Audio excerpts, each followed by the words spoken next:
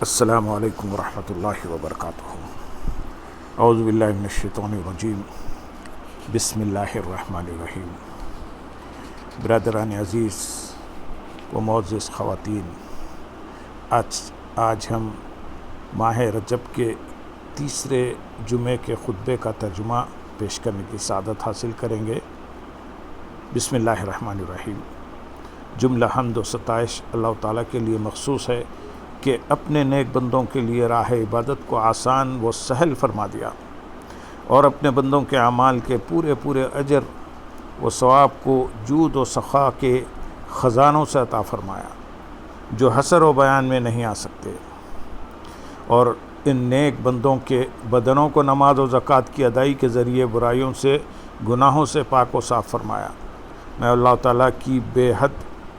نعمتوں پر اللہ تعالیٰ کی حمد بیان کرتا ہوں اور شکر الہی بجا لاتا ہوں، اس لیے کہ ذات باری تعالیٰ مستحق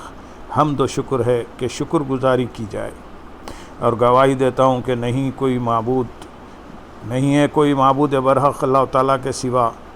اللہ ایکتا و تنہا ہیں جن کا کوئی شریک نہیں۔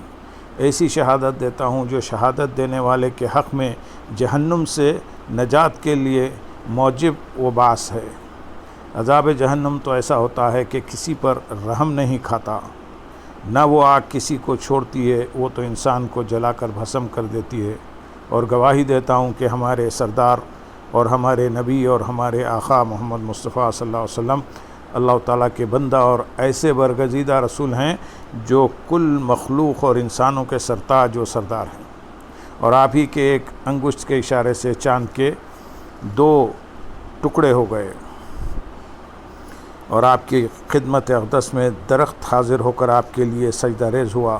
اور سنگریزے آپ کی ہتھیلی میں نہایت صاف طور پر اللہ تعالیٰ کی تسبیح و تقدیس ادا کیے کہ حاضرین اپنے کانوں سے سنیں۔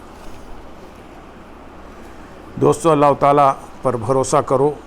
اللہ تعالیٰ ہی پر بھروسہ و اعتماد کیا جاتا ہے۔ اللہ تعالیٰ کی رضا جوئی میں کوشش کیا کرو، اسی میں کوشش کرنی چاہیے۔ دوستو، اپنے دین کو درست کر لو، اپنی زندگی کے عیش و آرام کی کوئی پرواہ مت کیا کرو، گو کہ یہ عیش و آرام بگڑ جائے، اور نیکی اور تقوی الہی میں باہم ایک دوسرے کی مدد و تعاون کیا کرو، اور گناہ و ظلم و زیادتی کے کاموں میں ایک دوسرے کی مدد مت کیا کرو، اور اللہ تعالیٰ کا تقوی اختیار کیا کرو۔ اللہ تعالیٰ سے ڈرو، یقیناً اللہ تعالیٰ سخت سزا دینے والے ہیں، اور ضروری اعمال پر پابندی کی راہ اختیار کیے ہوئے رہو، تیاری میں لگے رہو، اور سرکش کنبہ پروری حسد و بغض سے اجتناب کیا کرو۔ ان برے اعمال سے دور رہو، اور خوب سمجھو کہ حسد کرنے والے کو سرداری اور سربلندی حاصل نہیں ہوتی، اور اس کو اپنے حسد و جلن کی وجہ رنج و غم، ناکامی و محرومی،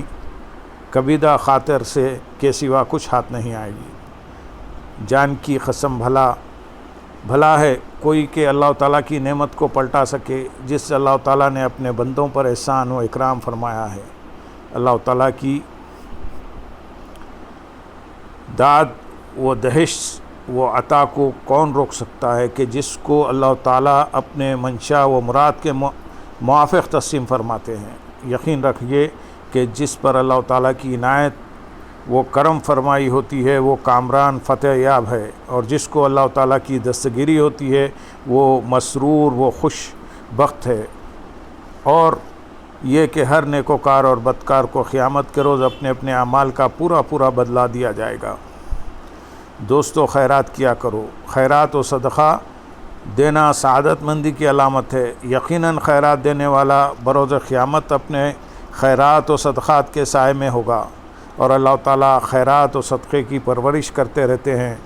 اور بڑھاتے جاتے ہیں، تاکہ قیامت کے دن خیرات دینے والے کے پاس بڑے عظیم الشان پہاڑ کی صورت میں پہنچیں گے، اور وہ لوگ جو سونا اور چاندی کو زکوٰۃ دیے بغیر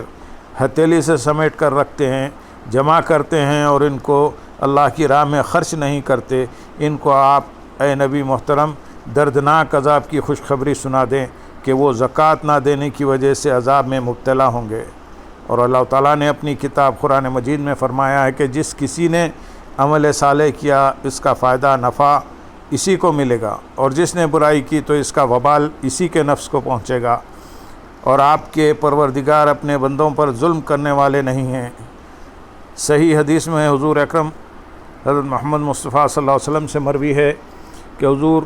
علیہ السلام نے ارشاد فرمایا، آپ لوگ اپنے اموال کی صیانت و حفاظت زکوٰۃ کی ادائیگی کے ذریعے کیا کیجیے، اور اپنے بیماروں کی دوا صدقہ و خیرات کی ادائیگی سے کیا کیجیے، اور مصیبت و بلا کا استقبال، مقابلہ، دعا کرنے، تضرع و زاری سے کیا کیجیے۔ اور حضور اکرم صلی اللہ علیہ وسلم یہ بھی مروی ہے کہ حضور صلی اللہ علیہ وسلم نے ارشاد فرمایا کہ زکوٰۃ ادا نہ کرنے کی وجہ سے مال خشکی و تری دریا میں تباہ و برباد ہو جاتا ہے، لیکن جس مال کی زکوٰۃ دی جاتی ہے وہ مال کہیں خشکی و تری میں تباہ نہیں ہوتا۔ ہم اللہ تعالیٰ عظیم آقا و مالک کے سے تضرع و زاری سے سوال و دعا کرتے ہیں کہ اپنی رحمت سے ہماری موت بحالت اسلام نصیب فرمائے، اور اپنی رحمت سے ہم سب کی مغفرت فرمائے اور ہمارے گناہ بخش دے۔ وہ ارحم الراحمین ہیں۔ جملہ حمد و ستائش اللہ تعالیٰ کے لیے ہے جو رب العالمین ہے۔ اللہم صلی علی سیدنا محمد و علی آل سیدنا محمد و بارک وسلم۔